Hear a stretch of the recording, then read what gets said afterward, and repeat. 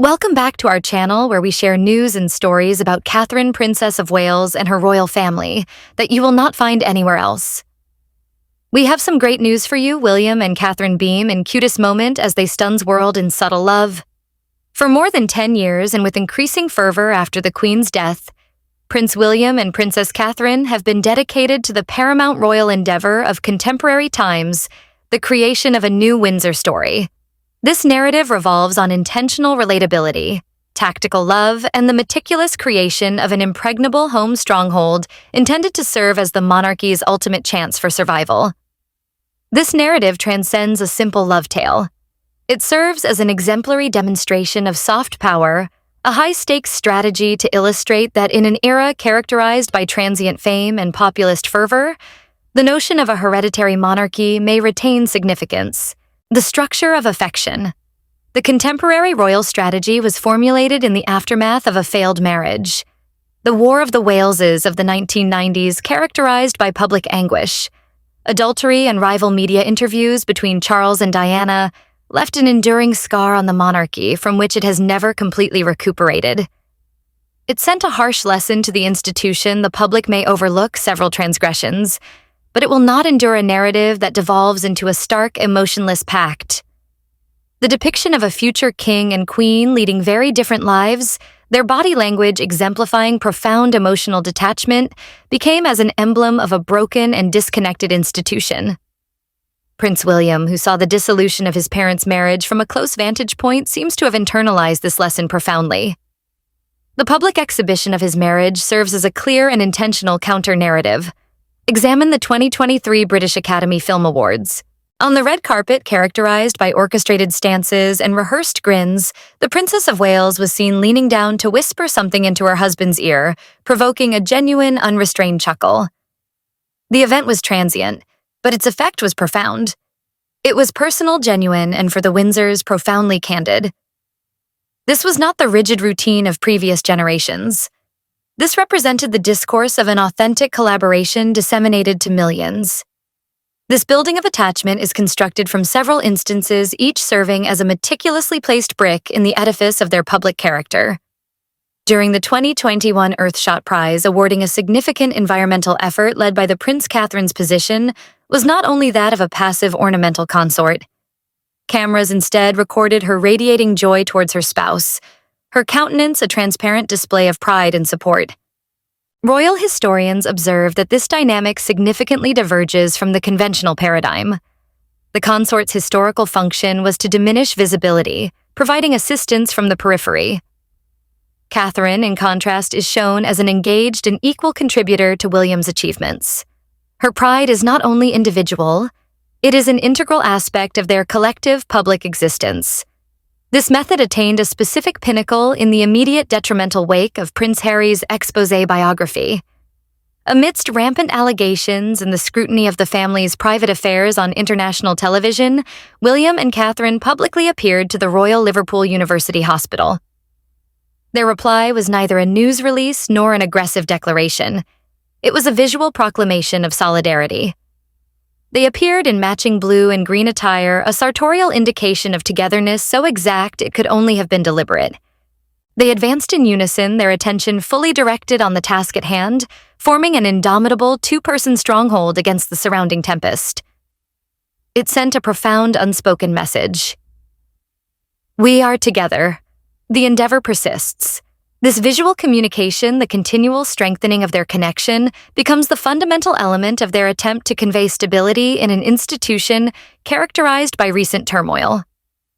The relatability offensive.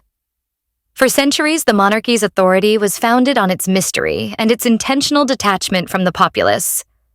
Royals were intended to be objects of reverence, not compassion.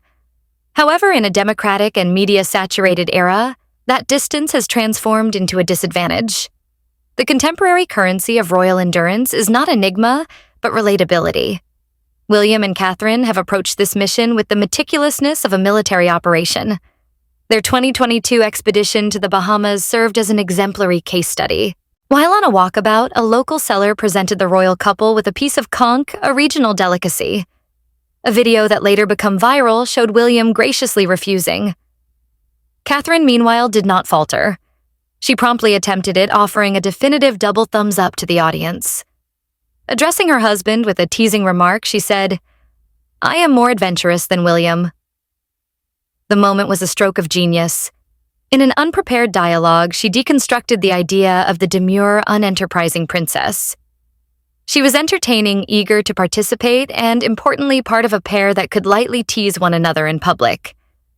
The relationship resembled that of any typical husband and wife, which was exactly the intention. The notion of amicable rivalry is a persistent and potent topic. While visiting a leisure complex in Port Talbot, the pair spontaneously enrolled in a spin class. A 45-second dash ensued, a contest on stationary bicycles that captivated the public's curiosity. The princess, still in high heels, clearly defeated her husband, the future king. The importance of this moment is paramount. It depicted a future king who was not so sheltered by his rank that he could not be publicly outperformed by his wife. It featured a princess who was not only a passive viewer, but an engaged, athletic, and competitive participant. For a generation nurtured on principles of gender equality, the picture was impactful. It proposed a contemporary collaboration, a stark contrast to the inflexible patriarchal structures of the past. This offense encompasses even the most trivial of environments. At an arcade on Barry Island in South Wales, the Prince and Princess of Wales were captured in a snapshot deeply focused on a claw machine game, their faces displaying a blend of intense concentration and youthful joy. In Ireland, their conception of a regal date night was not a formal supper, but rather enjoying a pint at the Guinness Storehouse, their laughter resonating in the bustling pub.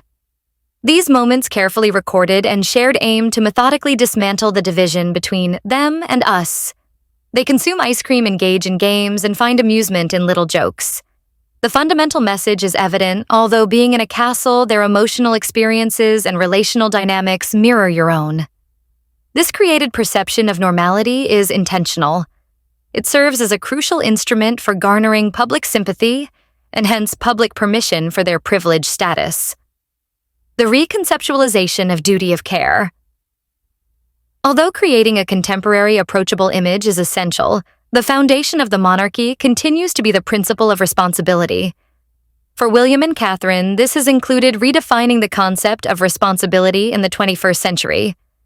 They have transitioned from the traditional paradigm of just cutting ribbons and shaking hands to a more involved, hands-on approach to giving that enhances their image as a caring, collaborative company.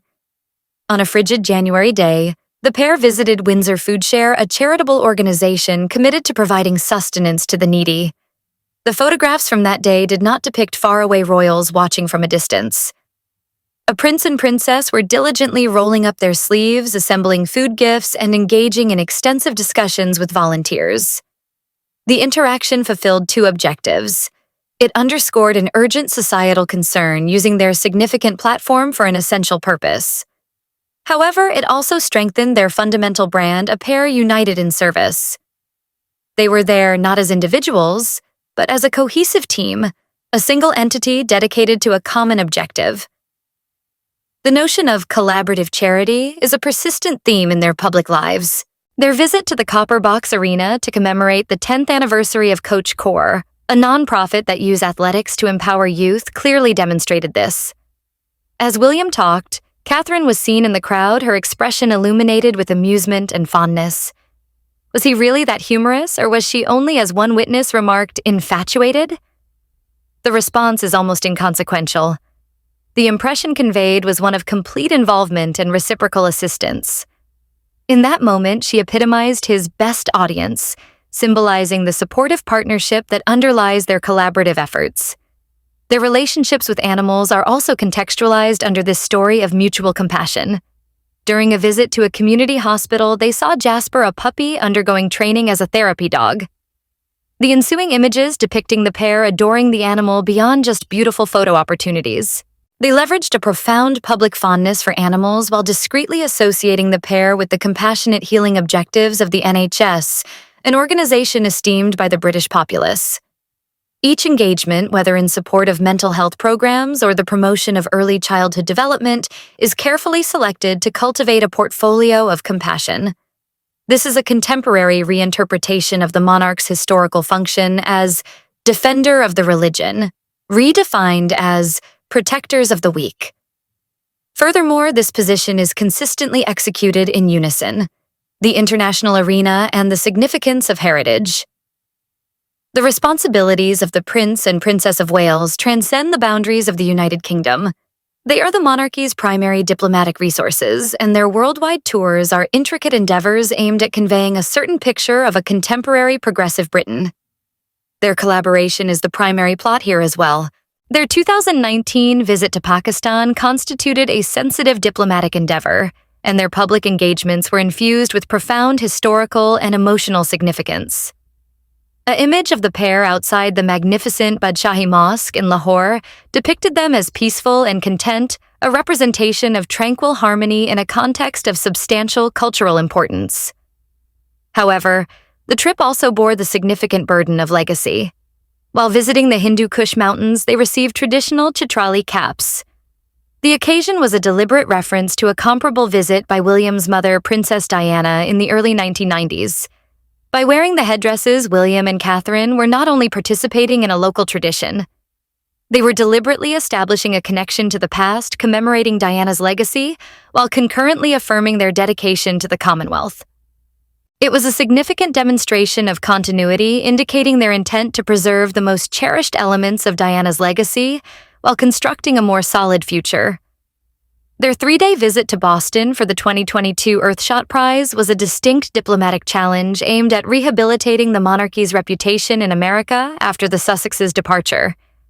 The excursion was a flurry of events ending in a prestigious awards presentation. Nevertheless, the most lasting impression from the visit was a serene, monochromatic picture disseminated by the palace. Captured behind the scenes, it depicts the pair in a private moment of elation, their expressions radiating excitement and mutual appreciation.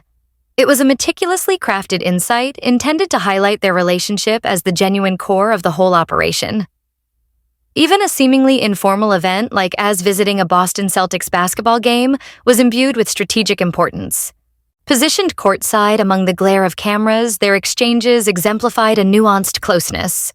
A hand placed on a leg, a mutual giggle at the court's events. A hushed remark. These were expressions of a couple entirely comfortable with one another, even under significant public observation. They were conveying a picture of normality and love to an American audience, a subtle but resolute counter to any portrayal of a frigid and dysfunctional royal family. Each tour and public appearance abroad is a chance to leverage their most significant asset, the undeniable and politically influential chemistry of their union. The long game, ensuring succession planning.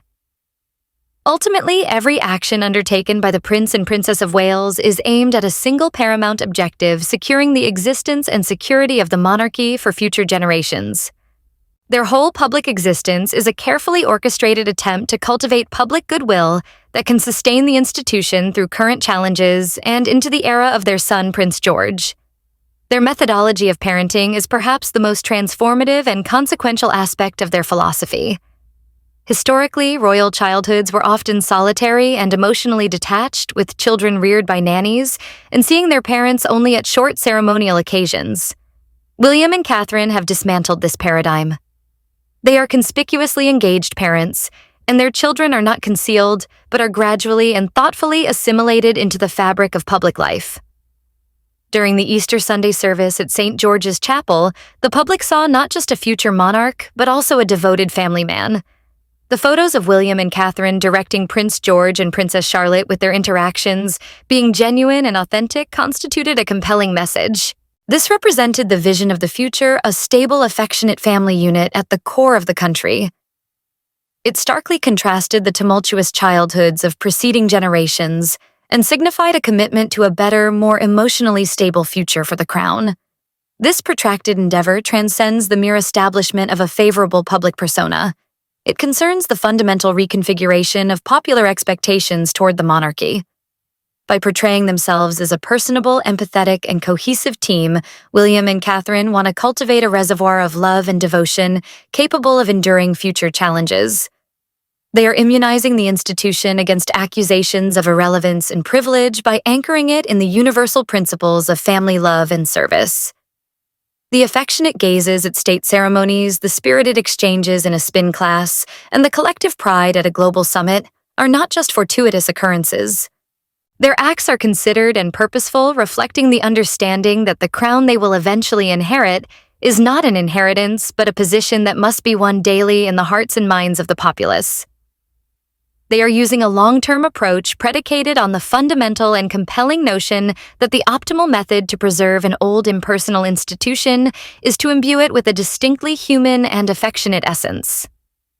The survival of the House of Windsor depends not on the weight of its history or the magnificence of its palaces, but on the perceived genuineness of a private exchange between a husband and wife on a bustling red carpet. It represents the quintessential Windsor gambit. Thank you for watching the video. Please let us know your thoughts and goodbye for now.